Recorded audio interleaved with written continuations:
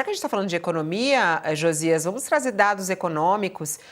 Tanta coisa que tem aqui na nossa página do UOL, falando aqui, ó, que o tarifaço dos Estados Unidos deve cortar empregos, elevar preços e dificultar o crédito no Brasil. Está entre as reportagens mais lidas desde o início da manhã. Essa reportagem é do Vanderlei Preide Sobrinho e que traz os impactos do tarifaço nos Estados Unidos, caso realmente não se consiga reverter tudo isso.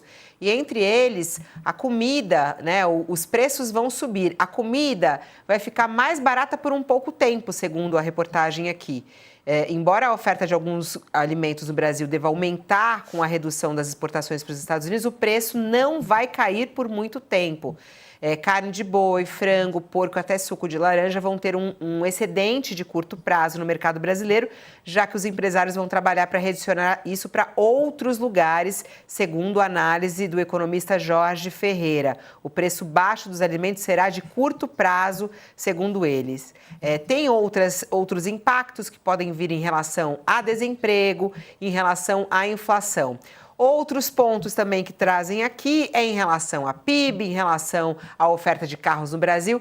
Bom, para nos ajudar a tudo isso, a gente chamou a editora de economia, claro, né? A Denise Godoy conosco ao vivo, que sempre vem nos ajudar. Denise, obrigada por estar aqui. Obrigada. Boa tarde, seja bem-vinda ao nosso All News. Muito obrigada, boa tarde. Vamos lá, é claro que as contas estão sendo feitas, ainda não está nada certo, porque a expectativa maior é realmente de negociação e tentar reverter essas tarifas americanas. No entanto, há nesse momento um grande temor no setor empresarial brasileiro, né, Denise? Queria que você trouxesse esse clima neste momento. Bom, talvez em algumas áreas o clima seja até de pânico, porque depende muito do setor e da empresa de conseguir se readequar a um cenário que é absolutamente incerto, embora muita gente ainda esteja pagando para ver, duvidando de que essas tarifas vão entrar em vigor desse jeito em 1º de agosto e tudo, mas você tem que planejar tudo. Então, os setores que têm mais dificuldade, que vão ser atingidos mais rapidamente, eu diria que o clima é de bastante nervosismo mesmo. No primeiro momento, então, de fato, eles vão tentar... Muita gente não vai querer dispensar as pessoas imediatamente ou diminuir a produção, tanto por apostar que vai haver uma negociação, quanto pela esperança de que seja possível redirecionar esses fluxos, mas talvez em algum ponto, de fato, a gente chega nesse pior cenário de todos, que é cortar a produção, diminuir emprego, e em última análise isso tem um efeito de dominó na economia inteira, porque imagina, o trabalhador que é demitido de uma planta, por exemplo, de um frigorífico ou de uma plantação de laranja, alguma coisa assim, ele deixa de comprar, deixa de consumir na economia inteira. Então, é um efeito cadeia, assim, que pode ser muito grave. E aí a gente vê que isso tudo... É curioso isso, né, Denise? Porque parece que o prejuízo já está acontecendo, porque as pessoas ficam tão temerosas que parece que o prejuízo já está acontecendo, como a gente entrevistou na sexta-feira aqui o representante dos pescados. Já dá para dizer que o prejuízo já está acontecendo ou não? Dá para dizer sim, certamente, porque tem esses setores. No final de semana a gente também deu uma notícia de que produtores de mel no Nordeste também já estão com o produto encalhado. E sim, porque pescado e mel são coisas que vão perecer rapidamente, né? Então, sim, já está acontecendo. E tem outros setores que antecipam isso, por exemplo, o mercado financeiro. O que o dólar subiu na semana passada, em antecipação, em pânico, etc., já tem o seu preço também para quem exporta, para quem tem compromissos a saldar em dólar. Então, de fato, mesmo que em 1º de agosto não entre em vigor as tarifas na totalidade, que haja uma negociação ou que seja até adiado, sim, muita gente está sofrendo já o prejuízo. Como você tem analisado, Josias, o impacto disso na economia brasileira? Por exemplo, essa reportagem que fala sobre a história do desemprego, aumentar o desemprego, aumentar a inflação, afetar os preços aqui no Brasil. Já é possível fazer um cálculo? É possível dizer que nós vamos ter prejuízo, né, Fabiola? E o prejuízo, ele não é... Você tem dois tipos de dano. O dano imediato, e esse já está ocorrendo, e o dano futuro. Então, esse tarifaço mantido, ele vai levar a corte de emprego, elevação de preço, dificulta crédito, tudo isso que está mencionado no noticiário.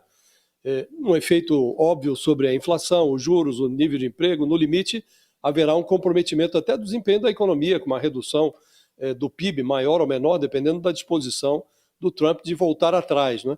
Então há todo esse leque de perspectivas negativas. E há o prejuízo imediato, esse já está acontecendo. Todo contrato que envolvia a entrega de mercadoria depois de 1º de agosto está sendo protelado, no mínimo, ou cancelado. Então já há um prejuízo, as empresas brasileiras já estão se reprogramando, há uma perspectiva de que o efeito doméstico dessa política tarifária do Trump mantenha o juro por mais tempo num patamar elevado nos Estados Unidos, juro alto lá, numa leitura simplista, significa menos dinheiro no Brasil. O investidor vai aproveitar o juro alto nos Estados Unidos, que é considerado ainda, a despeito de toda o solavanco produzido pelo Trump, ainda um porto menos inseguro do que o Brasil. Então, câmbio elevado aqui também prejudica a exportação do Brasil, e tem toda uma cadeia de efeitos, Fabiola, que já estão sendo implementados. A economia brasileira, determinados setores, já estão sentindo os efeitos dessa tarifa do Trump antes mesmo da sua confirmação. Então não há como enxergar algo de positivo nisso, ao contrário, o prejuízo é grande nesse momento e pode ser muito maior se o Trump resolver manter essa tarifa de 50%. E se ele reduz, e não reduz aos 10% que vigoravam até a semana passada, se vai para 20%, se vai para 30%, aí nós vamos poder calibrar o tamanho do prejuízo. Agora, que há prejuízo, que ele já está ocorrendo, quanto a isso não há a menor dúvida, Fabiola. Para quem está conosco na TV, a gente tem mais um intervalo, mas a gente segue falando aqui sobre os principais setores, né? Quais são aqueles mais afetados por isso? Vamos lá, Denise, na própria reportagem fala, né, que há alguns setores especificamente que sofrem mais e talvez aí seja o foco principal dessa negociação que está em andamento. E primeiro, o estudo por parte do Brasil.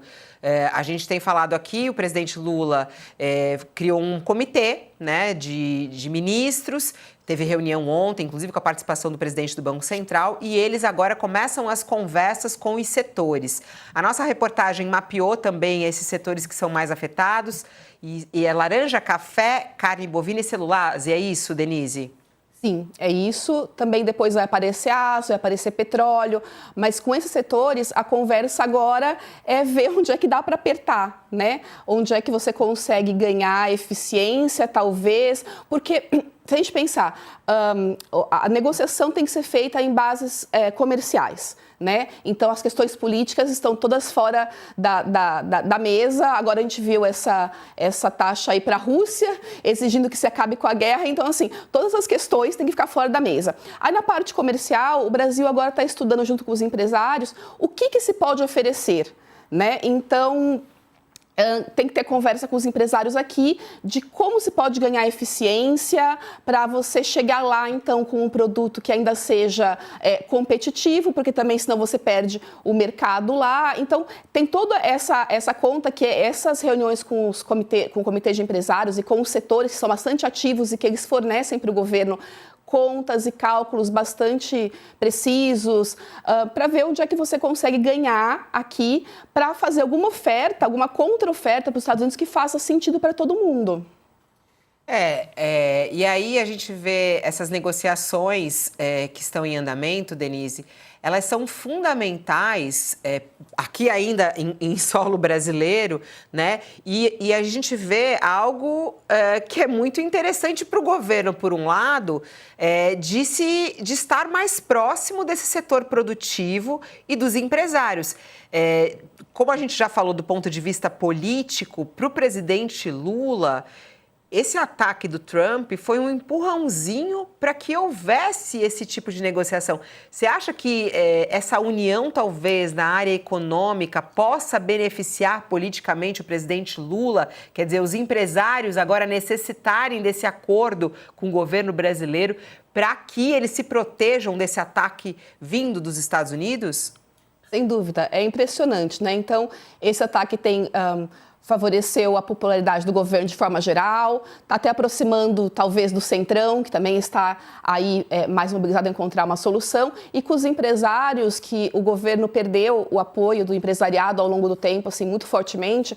Como você deve se lembrar, nos primeiros mandatos do presidente Lula, tinha um conselho formal, né, de empresários que sempre lhe davam conselhos e que davam opiniões sobre economia, e tudo isso foi se perdendo ao longo do tempo. O empresariado, nos últimos tempos, se tornou uma oposição muito importante contra o governo por vários motivos. E agora estão se reaproximando. E se reaproximando de uma maneira bastante pragmática, né? Todo mundo está tendo que deixar de lado um pouco as ideologias e vamos lutar aqui pelo bem comum, pela economia do país. Então, sem dúvida, parece que esse também é um ganho bastante importante para o governo nesse momento.